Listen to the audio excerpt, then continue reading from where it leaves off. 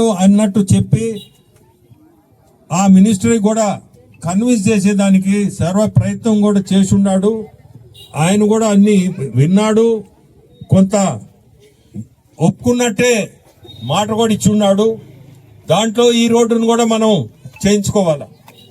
ప్రతి దగ్గర కూడా ఒక రాష్ట్రంలో నమ్మతారో నమ్మరో మీకు ఇవన్నీ తెలియదు కాబట్టి చెప్తుండా, 1,00,000 కోట్ల రోడ్లకి మన ముఖ్యమంత్రులు 1,00,000 కోట్ల రోడ్లు మన రాష్ట్రంలో ఈ మధ్య వచ్చి కూర్చొని ఈ రోడ్లు మాకు అవసరం, మా పరిస్థితి ఆర్థిక పరిస్థితులు బాగాలేవు, మీరు చేయాల్సిందే అని చెప్పి ఢిల్లీలో అతన్ని కోరుకొని ఆ గంటలోనే దాదాపు 15,000 కోట్లు శాంక్షన్ కూడా చేశాడు.